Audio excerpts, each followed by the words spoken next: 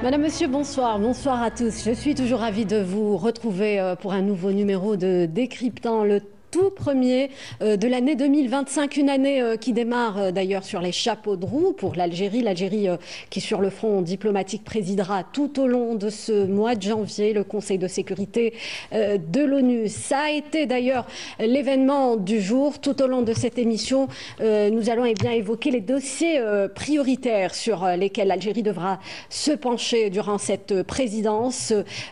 Parmi les sujets clés, vous le savez, il y a bien entendu la situation préoccupante en Palestine occupée, particulièrement à Gaza, les conflits qui déstabilisaient également la région du Moyen-Orient ou encore les défis sécuritaires en Afrique. Toutes ces priorités, eh bien, nous allons nous y intéresser ce soir et pour cela, nous sommes en compagnie ce soir en direct de Ammar Barzouz, professeur de sciences politiques et de relations internationales. Bonsoir. Bonsoir. Vous êtes auteur de nombreuses publications sur la géopolitique du Sahel, mais également sur des thématiques ayant trait à la politique étrangère de l'Algérie. Merci d'avoir accepté notre invitation. Notre consultant, Kamal Bensari, est également sur le plateau. Bonsoir Kamal. Bonsoir. Directeur de publication du quotidien Le Jeune Indépendant. Et depuis Paris, nous avons le plaisir d'avoir avec nous Mohamed Fadel Troudi. Bonsoir Monsieur Troudi. Bonsoir madame, bonsoir. Vous êtes donc politologue tunisien, enseignant, chercheur associé en relations internationales et stratégiques auprès de l'Académie de géopolitique de Paris. Merci d'être avec nous. Meilleurs vœux, messieurs, pour cette nouvelle année. Donc l'Algérie prévoit d'organiser donc plutôt, on va parler justement de, je le disais donc, l'Algérie a officiellement été installée à la tête du Conseil de sécurité de l'ONU, succédant aux États-Unis. La cérémonie d'installation s'est déroulée tout à l'heure au siège de l'ONU, en présence du représentant permanent de l'Algérie auprès des Nations Unies, Ammar Benjama, qui a donc animé pour l'occasion un point de presse dans lequel il a donc expliquer, détailler le programme concocté durant la présidence algérienne. Le mot d'ordre de cette présidence algérienne du Conseil de sécurité, selon Ammar Benjama, est de défendre les valeurs du multilatéralisme face à des défis qui menacent la sécurité et la stabilité du monde. It is an honor to address you today as Algeria assumes the presidency of the United Nations. Je tiens à exprimer ma profonde gratitude aux représentants de l'Équateur, du Japon, de Malte, du Mozambique et de la Suisse. Et je les remercie pour les missions qu'ils ont accomplies. À cette même occasion, je souhaite la bienvenue aux nouveaux membres au sein du Conseil de sécurité, à savoir le Danemark, la Grèce, le Pakistan, le Panama et la Somalie. Le monde est confronté à plusieurs menaces liées à la paix et à la sécurité, notamment au Moyen-Orient, où la situation est critique et inquiétante. Les difficultés relevées risquent de se répercuter sur les autres régions. Il est nécessaire de travailler sereinement afin d'instaurer les principes de la paix et de la sécurité dans le monde. Voilà, donc on vient d'écouter l'intervention de Ammar Benjama durant sa conférence de presse que vous avez suivie, Kamal Bensari. Plusieurs dossiers, les dossiers prioritaires sur lesquels l'Algérie devra se pencher tout au long de ce mois ont été donc exposés. Donc, quelle sera principalement la mission de l'Algérie durant ce mois, Kamal?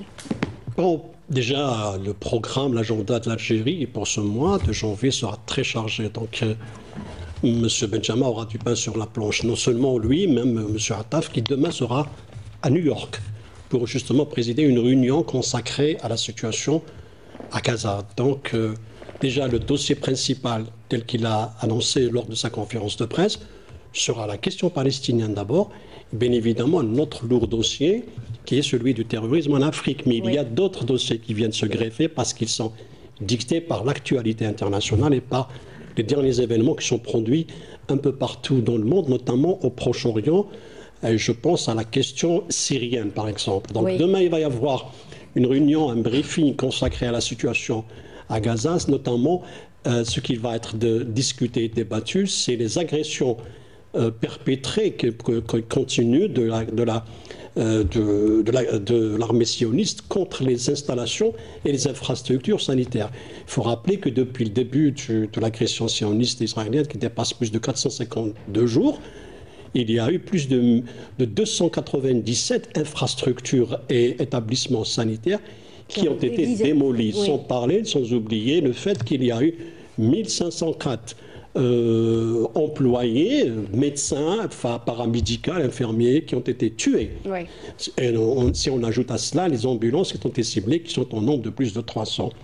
Donc il y a un désastre. Le dernier établissement qui a été visé, qui est sorti hors service, c'est bien celui de l'hôpital de Kamal Adwan au nord de Gaza, dans la région de Jabalia. Donc il y a une agression systématique de l'armée sioniste contre les infrastructures pour justement favoriser la mort des Palestiniens où ils ne trouveront pas où se soigner. Donc c'est une crise énorme qui va être examinée demain. La réunion va être présidée, à laquelle assistera M. Attaf. Donc l'Algérie va immédiatement se mettre au travail pour un dossier qui lui est cher et pour lequel elle a milité durant son première année à la tête, au sein du Conseil de sécurité en tant que membre non permanent. La question palestinienne est donc ce dossier historique pour la diplomatie algérienne et qui sera d'ailleurs en tête des priorités de l'Algérie tout au long de ce mois. Omar Berzouz, quelles sont les attentes de cette présidence algérienne au Conseil de sécurité concernant la question palestinienne? Voilà. Pour estimer bien sûr l'importance de cette présidence au niveau du Conseil de sécurité, il est peut-être utile de retracer cela dans un cadre plus général, à savoir que l'ONU est un acteur majeur donc, des relations internationales et surtout que le Conseil de sécurité, qui est l'organe suprême, qui est le garant de la paix et la sécurité internationale. L'organe exécutif. Voilà, et donc il est très important de siéger au sein de cet organe et donc d'influencer les décisions qui seront prises. Certes, l'Algérie n'a pas de droit de veto, elle est un membre non permanent, mais elle peut plaider justement pour ces causes justes et à leur tête la question palestinienne. Et donc on attend beaucoup de l'Algérie pour cette deuxième année consécutive de statut de membre non permanent au sein du Conseil de sécurité pour continuer à défendre la cause palestinienne et notamment au niveau de la reconnaissance de l'État palestinien, c'est-à-dire une reconnaissance pleine et entière au niveau de l'ONU et aussi pour redonner à ce dossier-là toute son importance parce que l'entité sioniste a tout fait pour marginaliser le dossier avec les accords d'Abraham et tout, avec une logique qui a tenté de faire oublier un petit peu la gravité de la situation au Proche-Orient, mais l'Algérie a pu grâce à cette présence au niveau du Conseil de sécurité, de redonner de l'importance et de la priorité à ce dossier. Et l'Algérie à travers la première année de son mandat a pu proposer plusieurs projets de résolution pour un cessez-le-feu, immédiat et permanent, et aussi sur les questions humanitaires pour l'acheminement de l'aide humanitaire et pour d'autres aussi questions vitales pour le peuple palestinien. Donc c'est très important et on attend un approfondissement de cette action de l'Algérie pour cette question palestinienne, mais pas que la question palestinienne parce que il y a d'autres priorités, d'autres dossiers aussi importants aussi parce que l'Algérie est le porte-parole des peuples opprimés. Il ne faut pas oublier la question du Sahara occidental. On va y revenir. Donc Mohamed Fadel Troudi, vous êtes avec nous depuis Paris. Vous avez suivi cet événement. L'Algérie qui s'est d'ailleurs distinguée en tant que membre non permanent au sein du Conseil de sécurité durant toute une année, hein, on l'a vu à travers ses positions, les positions de Ammar Benjama, représentant permanent de l'Algérie auprès de l'ONU. Est-ce qu'on peut dire que cette présidence est porteuse d'espoir pour justement les causes justes telles que la cause palestinienne? Oui, merci encore une fois. Donc, bonsoir à vos invités. Donc, oui, absolument. Non seulement elle le peut, mais elle le doit, à mon sens. Donc, en fait, permettez-moi d'abord de rappeler, de faire un petit rapprochement, effectivement, par rapport à ce que j'appelais à un moment donné, effectivement, l'âge d'or de la diplomatie algérienne, donc, qui s'est étalé de l'indépendance jusqu'aux années 70. Rappelons-nous, effectivement, ces trois grandes armes, effectivement, donc, qui ont porté haut et fort, justement, donc, la diplomatie algérienne. Donc, je veux parler rapidement, si vous permettez, donc d'Ahmed Ben Bella, au Boumediene et bien évidemment donc d'Aziz Bouteflika.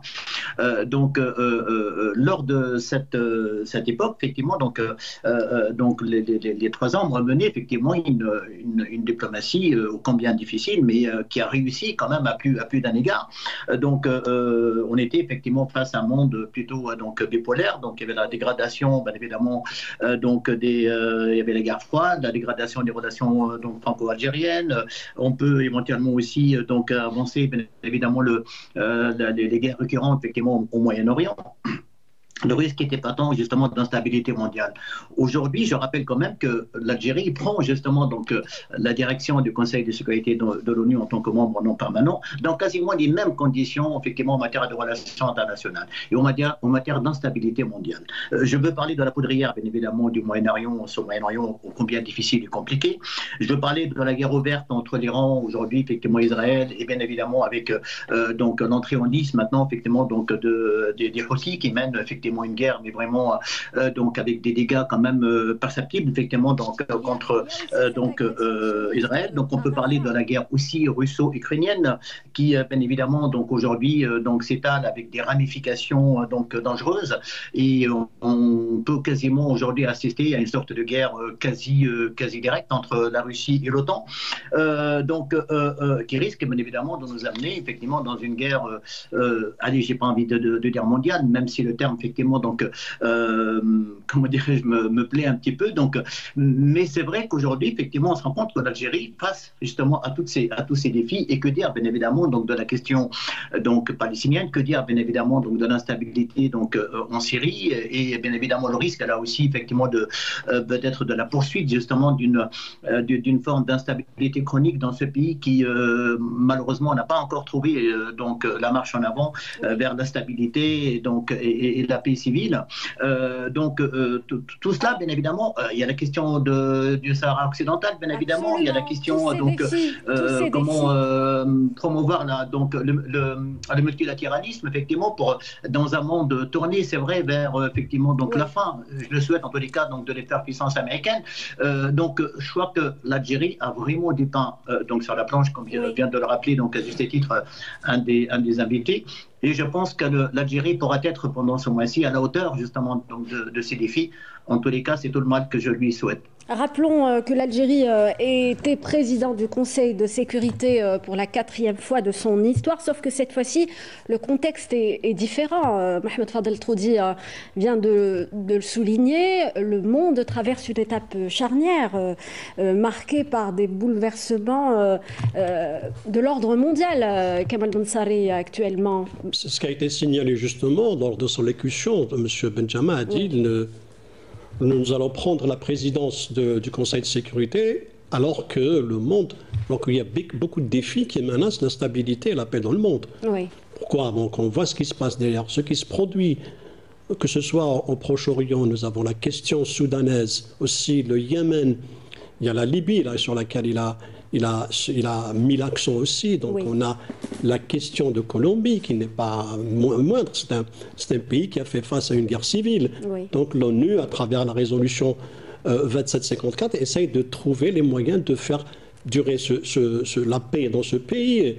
Il y a aussi Chypre, le maintien des forces de paix dans cette région qui est divisée entre le nord, qui est turcophone, soutenu par la Turquie, et le sud, soutenu par la Grèce.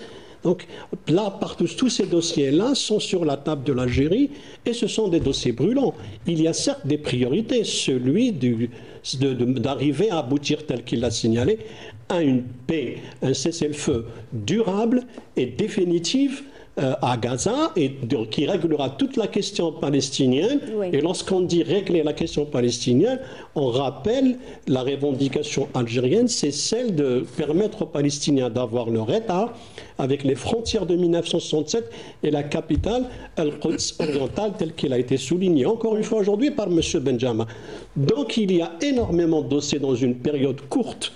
Lorsqu'on est à la tête pendant 31 jours à la tête du Conseil de sécurité, on a le rôle d'un modérateur, certes, mais on peut aussi être une force de proposition. Donc demain, il y aura un briefing sur la question humanitaire et surtout sur les agressions perpétrées par l'armée sioniste contre les établissements. Il y aura aussi d'autres dossiers, le 21, sur la question du Yémen. Il y a aussi la Syrie qui va interpeller le Conseil de sécurité. Et je rappelle une chose qui a été dite par M. Benjamin aujourd'hui, s'agissant de la Syrie, par exemple, oui, pour montrer un petit peu le paradigme de la diplomatie algérienne. Oui. C'est quoi? Deux dossiers sont importants. D'abord, la reconstruction, parce que le pays est vraiment dévasté, de la Syrie, la réactivation de la résolution 2254, parce qu'il faut se débarrasser du pays des groupes armés, et en même temps, la question de la gouvernance. Il a dit que l'Algérie est prête à aider le gouvernement, le nouveau pouvoir en Syrie, dans le domaine de la gouvernance. Qui dit gouvernance dit quoi? Dit une constitution, dit des élections, c'est-à-dire des partis ont des élections. Trouvez-vous que la formule sera prise par les dirigeants syriens? Oui. C'est un modèle c'est-à-dire que l'Algérie pourrait apporter son soutien au sein du Conseil de sécurité et non pas directement. Alors justement, parlant de la question syrienne ou encore de la crise, ou plutôt de l'agression sioniste à Gaza, l'Algérie reste attachée aux valeurs du multilatéralisme, monsieur Omar Berzouz, c'est-à-dire au moment où on s'en éloigne quelque part. Qu'est-ce qu'il faudrait justement faire pour revenir à l'importance de respecter le droit international? D'accord. Alors, pour rebondir un peu, avant de répondre à votre question, pour rebondir un peu, j'aimerais apporter un éclairage géopolitique sur ce qui a été dit. Bon, vous, les journalistes, vous êtes portés beaucoup sur le factuel, nous, beaucoup plus sur l'analyse. L'analyse, voilà. Donc, toutes les actions de l'Algérie là, au niveau international s'inscrivent dans un cadre global d'un nouvel ordre mondial qui se dessine, qui n'a pas encore montré toutes ses facettes.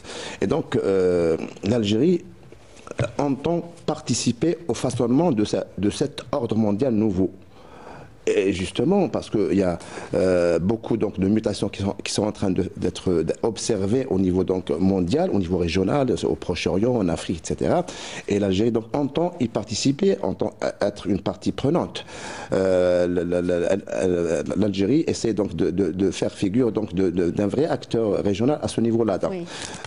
Dynamiser ou bien redynamiser le rôle de l'ONU.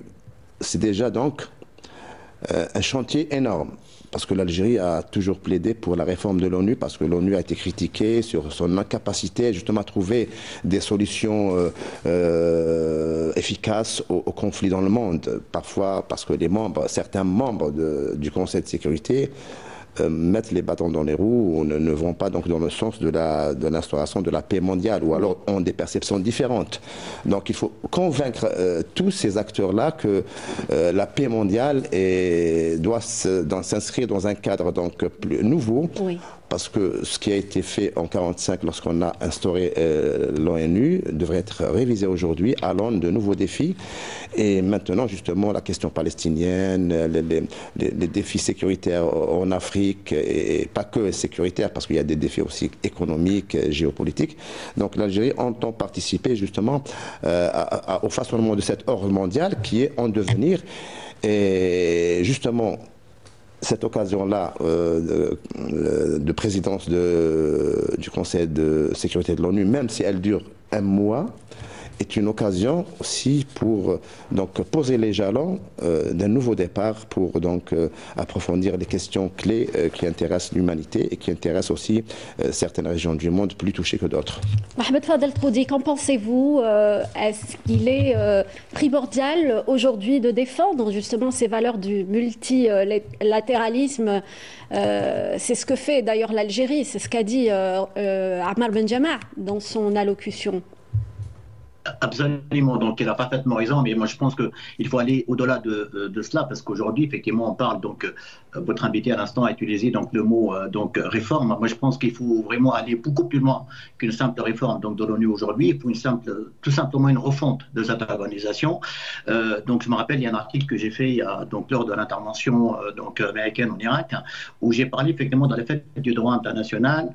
Donc l'ONU doit se réformer ou disparaître. Je pense qu'aujourd'hui, il y a un risque de disparition de cette organisation si, bien évidemment, on n'utilise pas, à mon sens, donc, les mots exacts et qu'on ne met pas en avant les défis réels de cette organisation. Moi, je parle plutôt, effectivement, donc, d'un certain retour de la confiance dans cette organisation. Qui peut aujourd'hui, effectivement, croire entre nous, franchement, donc en cette organisation et en sa capacité, effectivement, première de respecter ce qu'elle a mis en place, c'est-à-dire sa charte de 1943, celle de San Francisco, qui, bien évidemment, donc, parlait d'un monde donc, meilleur, d'un monde nouveau, plus jamais cela, et donc on va bien évidemment vivre dans un monde complètement apaisé et paisible. Aujourd'hui, on voit que c'est pas du tout le cas. Et aujourd'hui, je pense que l'Algérie, de par sa présence justement au Conseil de sécurité, certes, oui, ça a été dit, j'adhère complètement, l'Algérie ne peut pas, bien évidemment, en un mois, et surtout, en plus, elle n'a pas le droit de veto, donc ça va de soi, mais au moins, donc, sinon faire changer les choses, au moins, elle peut peser, effectivement, donc, de par donc, cette occasion donc, qu'elle a pour tenter, effectivement, donc, d'aller vers une réforme, justement, vraiment, donc, poussée vers une refonte, justement, de l'organisation, par la refonte et le changement justement du mode même de fonctionnement du Conseil de sécurité, qui aujourd'hui, chacun le sait, n'est plus représentatif du monde. On est dans un monde pluriel, dans un monde vraiment différent, dans un monde qui a beaucoup changé, donc qui a bien évidemment qui a connu beaucoup de mutations. Et je pense qu'aujourd'hui, effectivement, continuer à fonctionner avec un Conseil de sécurité qui date de 1900, avec une photographie du monde qui date de 1945, oui, je ne pense pas effectivement que ça va dans le sens, bien évidemment, donc d'une meilleure stabilité donc du monde. Et je crois que l'Algérie, effectivement, donc a un rôle important à jouer, en tous les cas, d'essayer. Et donc, comme on dit, celui qui gagne, qui essaie, qui gagne, il a 2 points. Celui qui essaie, qui ne gagne pas, il n'a qu'un point. Mais je pense que l'Algérie, effectivement, dans les 2 cas, elle sera gagnante de par ce mois qu'elle va passer justement au sein du Conseil de sécurité pour tenter justement donc d'infléchir un peu donc le fonctionnement donc de ce Conseil, ou tout du moins d'attirer l'attention sur la nécessité justement de ce changement. Très bien, c'est le moment justement de réformer donc le système onusien, Kamal Mansaray. Vous savez, aujourd'hui, il faudrait aussi rappeler que tous les institutions nées de l'accord de Yalta ou de Potsdam ont démontré leurs limites. Donc l'ONU, aujourd'hui, elle est qualifiée de coquille vide, notamment en raison de l'hégémonisme américain. Donc pour ne pas faire dans le factuel aussi, il faudrait aussi rappeler une chose, qu'aujourd'hui nous sommes dans la création des alliances. Il y a un monde en pleine polarisation. Oui. On voit ce qui se passe avec le BRICS, par exemple, les autres organisations de Shanghai, les Quad. Donc, toutes ces groupuscules sont en train de fomenter et préparer un monde multipolaire. Donc, l'ONU, dans la forme actuelle, elle a démontré ses limites. Il y a cette ambition, ce discours de faire en sorte à ce que l'ONU, des pays comme on va élargir l'ONU et permettre à 2 pays africains d'accéder au Conseil de sécurité à condition, c'est-à-dire accéder en tant que membre permanent, mais n'ayant pas le droit de veto. Donc on revient au point de départ. Donc comment peut-on aujourd'hui réformer l'ONU alors que les pays, pratiquement la Grande-Bretagne, la France et les États-Unis, ces 3 pays-là sont en train de dire non. Donc peut-on aujourd'hui compter sur une réforme de l'ONU, bien que ça soit une ambition légitime? Mais il y a d'autres alliances ou d'autres plateformes qui peuvent permettre à des pays comme l'Algérie, au sein du Sud global, d'agir pour faire en sorte à ce que la voix des pays opprimés, ou bien les questions qui impliquent justement le devenir des pays du Sud global, par exemple, d'être prises en charge par eux-mêmes. Donc, cette polarisation aujourd'hui, c'est vrai qu'elle inquiète les États-Unis, elle inquiète l'Occident, parce que jusqu'à aujourd'hui, avec les institutions de Bretton Woods, le FMI, elles sont sous contrôle des puissances occidentales, donc les autres institutions telles que l'ONU. On voit comment aujourd'hui nous sommes dans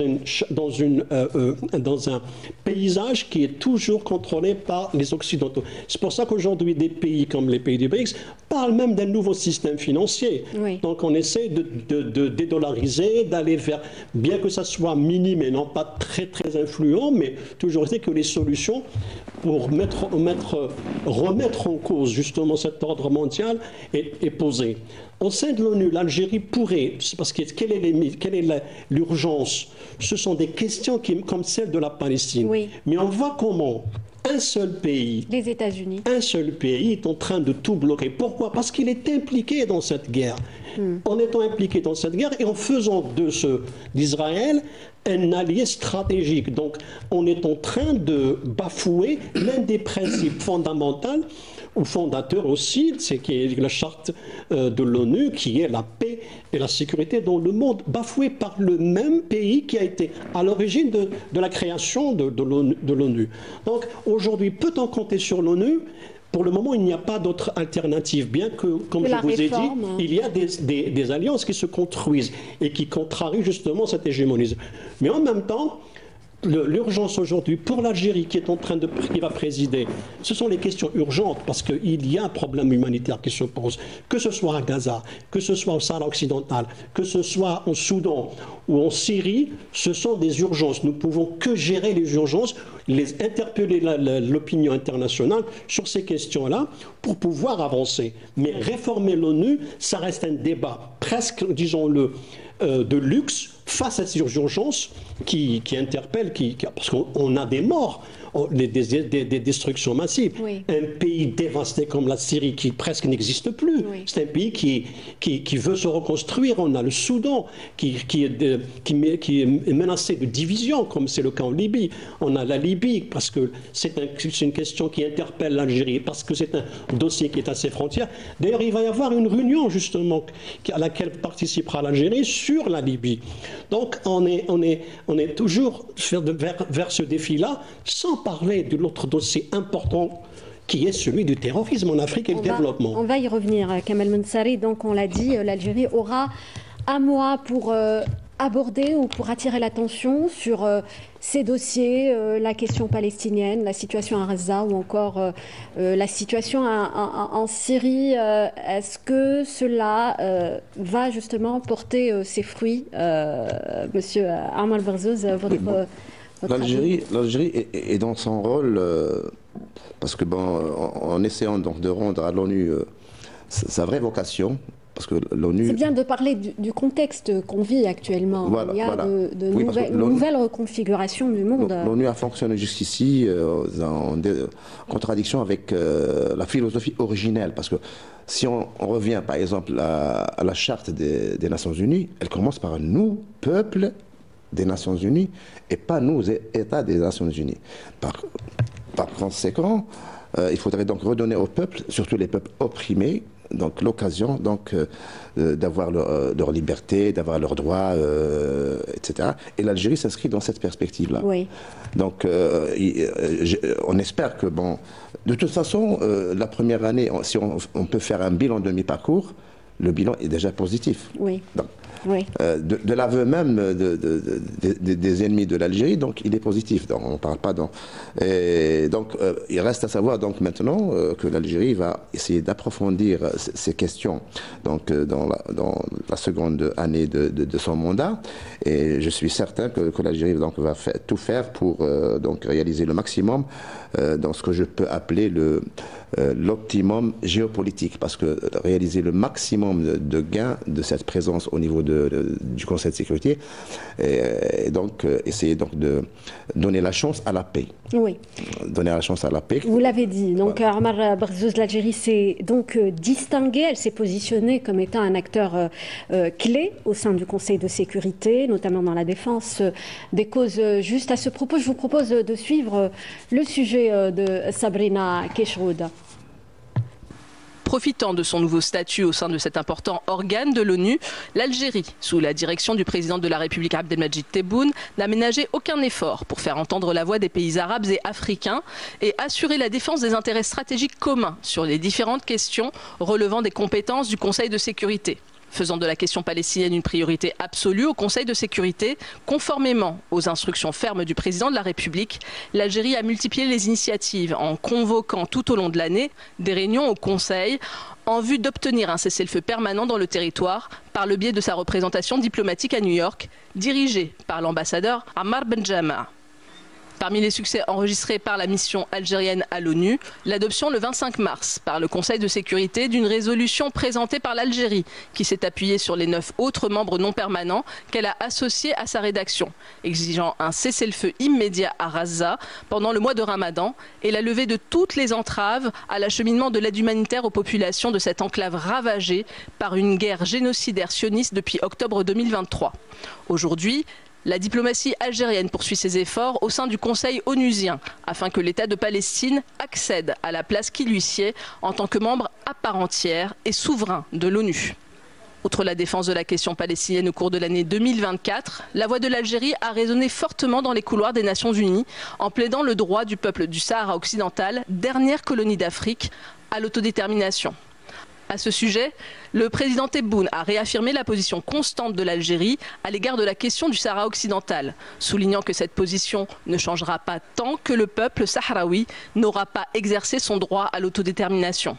Et de rappeler que la question du Sahara occidental est inscrite au niveau de l'ONU en tant que question de décolonisation et que son dossier est soumis à la Commission onusienne de décolonisation.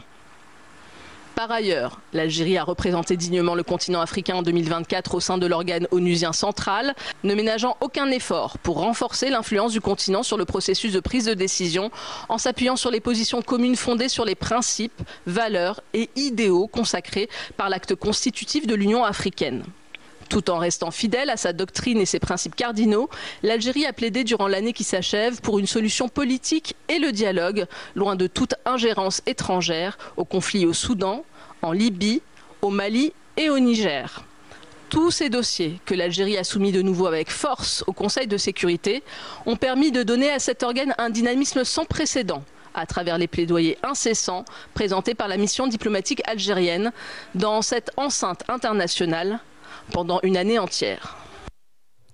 Voilà, donc l'Algérie porte-voix des pays africains, l'Afrique qui constitue une priorité pour l'Algérie en tant que membre non permanent au Conseil de sécurité et aujourd'hui en tant que présidente du Conseil de sécurité, Mohamed Radoukoudi.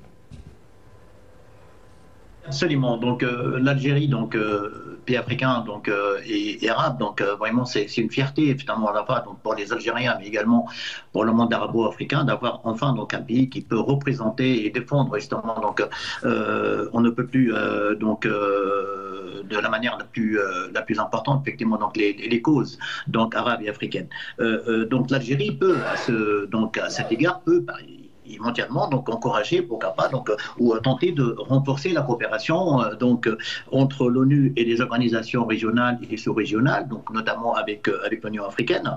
L'Algérie, bien évidemment, a souvent rapproché ces gestes effectivement à l'acte, notamment par le processus d'Oran, qui depuis 2013 effectivement abrite des sessions de haut niveau effectivement donc de ce qu'on appelle communément le symposium donc paix et sécurité. Donc je crois que l'Algérie effectivement pourrait continuer sur cet élan, pour essayer de faire entendre justement donc la voix donc des Africains pour défendre les causes africaines. Mais cela bien évidemment passe par une condition sine qua non à mon sens, c'est que donc qu'on arrive à travailler effectivement ou à trouver des solutions africaines aux problèmes africains. Oui. Je pense qu'on n'en prend pas le chemin. Je pense que ceci passe obligatoirement par la fin du conflit justement sur le continent. Je le rappelle que l'Algérie a beaucoup fait effectivement pour stabiliser le continent, notamment par son agence de coopération internationale pour la solidarité et le développement, avec des projets lancés dans plusieurs pays, dans nombreux domaines, oui. Comme celui de la santé, l'éducation ou encore dans le domaine de l'eau. Je crois que c'est très bien, mais je pense qu'aujourd'hui l'Algérie, effectivement, de par sa présence effectivement au Conseil, elle pourrait peut-être aller vers plus de reconnaissance, ou faire de son mieux pour faire reconnaître justement ces causes africaines. Elles sont nombreuses, mais comme je l'ai toujours dit, et je le pense encore aujourd'hui, effectivement, plus que jamais. Les problèmes sont africains, donc c'est pour ça qu'il faudra trouver des solutions africaines. Je crois qu'aujourd'hui, effectivement, ceci passe par une véritable stabilité, justement, du monde africain.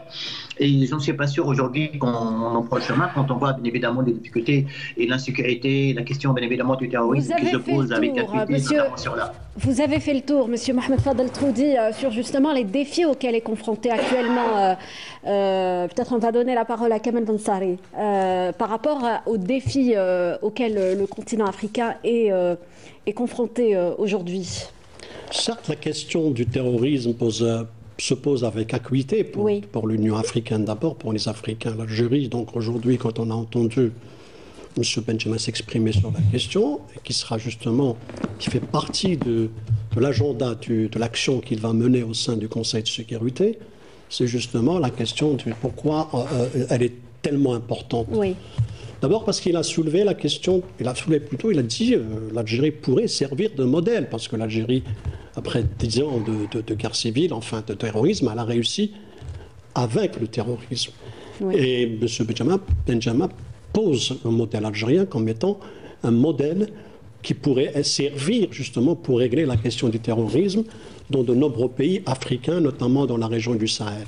Oui. Donc, parce qu'il faut en parallèle trouver justement, mettre fin à ces conflits-là qui contrarient le développement des pays africains et qui contrarient d'autres ambitions telles que la ZLECAf, qui est une initiative d'intégration économique. Donc, sans paix, le développement économique sera justement paralysé, contrarié, sinon retardé, notamment dans les populations les plus vulnérables, comme le Niger, le Mali ou le Burkina Faso, qui est le pays le plus soumis au terrorisme selon des rapports de l'ONU. Donc, c'est le pays numéro 1 dans le monde en matière de terrorisme.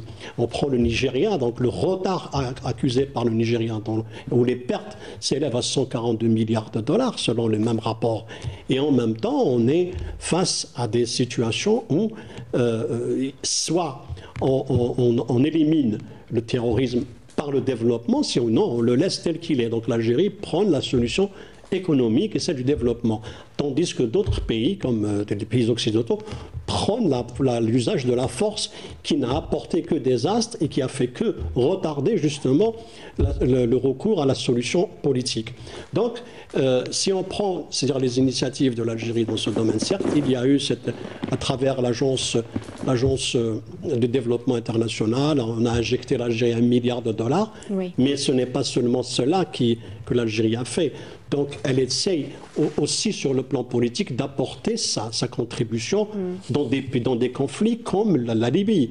Donc, la Libye est un pays divisé et que cette situation en Libye a favorisé justement la circulation des armes et l'émergence et l'apparition de groupes terroristes qui ont pullulé dans la région. Et l'Algérie a été justement victime en 2013 d'une incursion terroriste à une menace. Et on ne voudrait pas revivre le même scénario. Donc, oui, c'est-à-dire qu'aujourd'hui, ce qui prend l'Algérie, c'est la solution économique, c'est-à-dire le développement. Oui. Elle l'a défendu depuis l'initiative du NEPAD. On a toujours rappelé que seul le développement permettrait à des pays africains, aux Africains, les populations notamment, de ne pas être recrutés par les groupes terroristes, de faire reculer la misère, parce que là, la misère est le meilleur terreau pour le terrorisme, et de faire reculer justement le trafic des armes. Beaucoup de groupes armés se nourrissent de la pauvreté pour justement déstabiliser les pays, notamment dans les régions où il y a des richesses, comme au nord de Burkina Faso, qui est un pays, comme je vous ai dit, plus dévasté par le terrorisme, parce qu'il y a de l'or. Il y a des pays comme le Grand Lac, parce qu'il y a du pétrole. Le Congo, c'est un pays où des minerais sont énormes. Donc nous avons des régions qui souffrent du terrorisme en raison de leur richesse. C'est vrai qu'en même temps, on a reproché, il y a un problème de gouvernance qui s'est posé. L'Algérie l'a soulevé au sein du NEPAD. On avait apporté des solutions. Mais comme il y a eu des ingérences étrangères, et c'est ça qui a justement contrarié toute solution politique. Vous prenez l'exemple de la Libye ou bien du Soudan. La crise politique se transforme en crise humanitaire. La crise politique se transforme en conflit armé. Aujourd'hui, le Soudan est menacé de scission. On va aller vraisemblablement vers un scénario à la libyenne, l'est de la Libye, l'est de le Soudan contrôlé par plutôt Burhan, oui. et l'ouest par les troupes de Hamidati. Oui.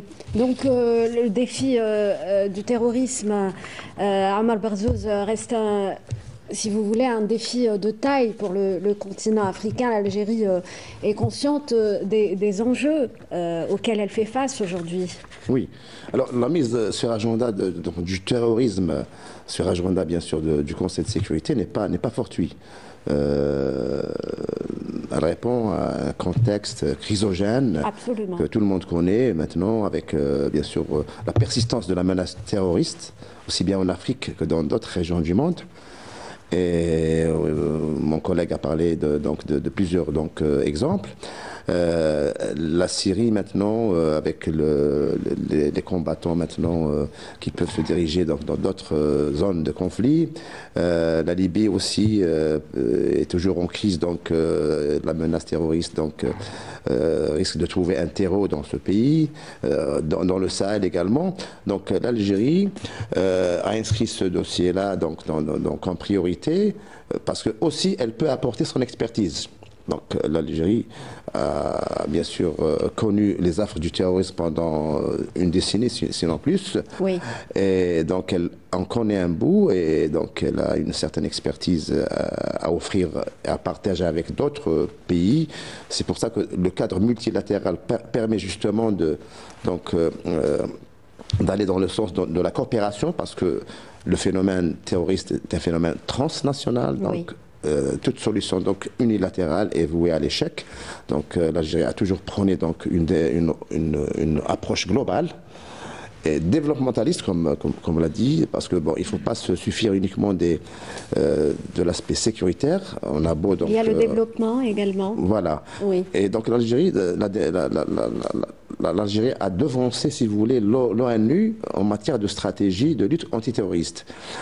Au sein de l'ONU, on n'a pas considéré le terrorisme comme une menace à la paix et à la sécurité internationale jusqu'aux événements du 11 septembre 2001. Oui. Même s'il y a eu une résolution qui a été prise lors de l'affaire de Lockerbie en 92-93, mais donc une prise de conscience tardive par rapport donc à l'Algérie, qui a connu donc une situation spécifique. Et donc aujourd'hui, l'Algérie essaie donc d'exploiter sa présence au sein du Conseil de sécurité comme étant un membre non permanent pour essayer de pousser vers la coopération régionale et annihiler ce fléau, et bien sûr en proposant aussi un travail donc multilatéral de coopération. Chacun peut apporter son expertise, mais l'Algérie a déjà réussi à combattre ce terrorisme au niveau national, et cette expérience peut être transposée à bien d'autres situations dans le monde. Mohamed Fadel Troudi, vous êtes d'accord? Donc la coopération entre les pays africains s'avère nécessaire pour justement vaincre ce fléau du terrorisme. aujourd'hui? Absolument, elle est plus que nécessaire. Elle est se pose avec vraiment acuité aujourd'hui, d'autant plus que le monde africain connaît quand même une situation économique pas des meilleures. Oui. Et comme je reprends un petit peu la doctrine algérienne en la matière, effectivement qu'il n'y a pas de paix sans développement et que les deux sont intimement, organiquement liés. C'est vrai que de ce point de vue, l'Algérie là aussi pourrait bien évidemment je dirais faire vendre, si je peux dire, justement cette doctrine au plus haut niveau et penser qu'à juste titre que ça a été rappelé, la pauvreté c'est aussi un terreau dans lequel bien évidemment se développe le terrorisme. Mais parlons-en quand même un petit peu aussi de terrorisme d'État, parce que je pense qu'aussi il faut être un petit peu le terrorisme c'est pas simplement une question effectivement de groupuscules ou de groupes qui s'y disputent le pouvoir par l'utilisation de moyens par une agressivité perceptible. Donc je pense que aussi il faut aussi à un moment donné appeler les choses par leur nom et je pense que des pays qui aujourd'hui effectivement soit pratiquent le terrorisme d'État, soit favorisent justement ou l'utilisent, l'instrumentalisent justement à des fins de politique nationale, soit là aussi il faut vraiment que cela soit être dit et au passage rappeler effectivement que le monde sera certainement meilleur si on arrive bien évidemment à régler les problèmes épineux que connaissent beaucoup de pays aujourd'hui, en tête desquels bien évidemment la pauvreté, en tête desquels bien évidemment la transition démocratique qui est aussi un des enjeux bien évidemment du terrorisme. Aujourd'hui la distribution de la richesse qui reste aussi effectivement un des éléments majeurs, en tous les cas un des raisons qui peuvent effectivement pousser les uns et les autres effectivement vers des affrontements de ce type. Je crois que l'Algérie, de par sa présence au Conseil de sécurité, je l'ai dit au départ effectivement de mon intervention, a vraiment beaucoup de pain sur la planche et je pense que si elle arrive à réussir au moins à faire avancer la question palestinienne qui est vraiment la question aujourd'hui effectivement du siècle et faire entendre justement la question du pardon. Ce qui se passe actuellement au Moyen-Orient a bouleversé le monde, on peut le dire, Monsieur Aftroudi. Oui, absolument. Aujourd'hui, effectivement, il y a deux questions effectivement majeures. Il y a deux dossiers chauds vraiment aujourd'hui sur lesquels l'Algérie elle doit vraiment pouvoir. Je ne dis pas devoir parce que on ne peut pas changer le monde, donc ça va de soi. Mais elle doit pouvoir au moins faire avancer un petit peu les choses. C'est la question bien évidemment du terrorisme, on vient d'en parler, mais surtout effectivement la question de l'avancée bien évidemment de la question palestinienne et pourquoi pas proposer carrément la candidature de l'État palestinien auprès de l'organisation de l'ONU. Je pense que ça fait partie du programme justement des autorités algériennes et c'est un mieux. Je pense que si l'Algérie on arrive justement à imposer l'État de Palestine comme jadis le énième État palestinien, je pense que l'Algérie aura largement réussi et avec succès sa présidence mensuelle effectivement au sein du Conseil. Très bien. Merci Mohamed Fadel Troudi pour cette contribution à Kamel Mensari en guise de dernier mot. Cette présidence de l'Algérie au sein du Conseil de sécurité et on l'a dit, porteuse d'espoir pour instaurer la paix dans le monde. Oui, elle est très attendue par de nombreux pays arabes, notamment par les Palestiniens eux-mêmes, par les Soudanais, par les Libyens. Les Libyens aussi, oui. Les Libyens, par les Syriens aussi. Il ne faut pas oublier que l'Algérie n'a pas accepté la résolution 2254, c'est-à-dire dans sa forme telle qu'elle a été, mais qu'elle voulait justement une solution politique. Et aujourd'hui, tous ces dossiers-là sont dans l'urgence, comme j'ai dit. Ce n'est pas... C'est l'immédiat. Donc, d'abord, l'immédiat, c'est bien la question palestinienne, c'est-à-dire Gaza. Mettre fin à l'agression israélite, arriver à aboutir à un cessez-le-feu définitif, immédiat, qui donnerait la voie à la solution de deux États. Donc, il y a toute une stratégie, c'est-à-dire la première démarche immédiate, parce que c'est une démarche humanitaire nécessitée par le besoin de sauver des vies. Donc, c'est cela que l'Algérie voudrait assurer. Certes, mais il y a une victoire qu'on a oubliée, c'est-à-dire le fait que l'Algérie a réussi à imposer un cessez-le-feu. Déjà, c'est la notion de cessez-le-feu. Le cessez-le-feu. Et en plus de ça, qui a été adopté, oui. C'est cette résolution-là du Conseil de sécurité qui n'a pas été contestée par les États-Unis parce que les États-Unis s'étaient abstenus à voter. C'est ça qui a permis plus tard à ces pays, à la Cour pénale internationale, de poursuivre en justice, de demander, c'est-à-dire des mandats d'arrêt contre Netanyahou, Galante, pour crimes de guerre. Oui. Donc s'il n'y avait pas ce processus, ce travail qui a été fait, qui a encouragé justement la Cour pénale internationale, je ne dis pas que c'est une victoire 100% algérienne, mais l'Algérie a contribué énormément dans cette démarche. Donc sinon, jamais on serait arrivé. Donc l'histoire retiendra durant le mandat de l'Algérie, que ce soit en tant que membre non permanent ou à la présidence, qu'il y a une victoire que personne ne pourra occulter. Encore moins l'effacer des annales de l'histoire de l'ONU et du conflit du Proche-Orient. C'est celui que l'Algérie a permis pour la première fois, quand je dis pour la première, un ensemble, tout un État condamné ou poursuivi par justement la Cour pénale internationale, qui a longtemps hésité en dépit à cause des ingérences, des pressions occidentales, notamment celles des États-Unis, oui. Et les menaces exercées sur le procureur de ces pays. Omar Benjama, dernier mot. Donc l'Algérie s'est distinguée en 30 secondes, si vous voulez bien. Monsieur Barzouz, excusez-moi. Donc, est-ce que vous pouvez nous parler justement en guise de dernier mot, sur l'action diplomatique, ce leadership de l'Algérie qui a fait justement le succès, disons-le, de la diplomatie algérienne durant la dernière année, et il y a d'autres succès qui sont également attendus. Oui, tout à fait. Bien sûr, on peut faire déjà un bilan positif de l'action algérienne au niveau donc de l'ONU. Et en parlant donc de la résolution donc de mars de 2024 concernant le cessez-le-feu et tout, mais on peut aussi considérer que l'Algérie donc a essayé de sensibiliser les membres de la communauté internationale sur leurs responsabilités. Auparavant, donc, il y avait une certaine donc complicité avec.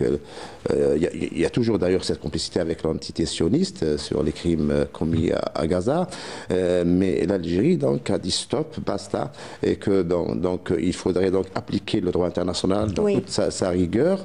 Et je crois que le secret de ce succès est l'attachement de l'Algérie au droit international. Merci à Omar Barzouz pour votre intervention. Merci Kamal Monsari. Et merci à Mohamed Fadel Foudi, donc politologue spécialiste en relations internationales. Vous étiez avec nous depuis Paris. Merci, chers téléspectateurs, de nous avoir prêté attention. Très bonne soirée sur Canal Algérie.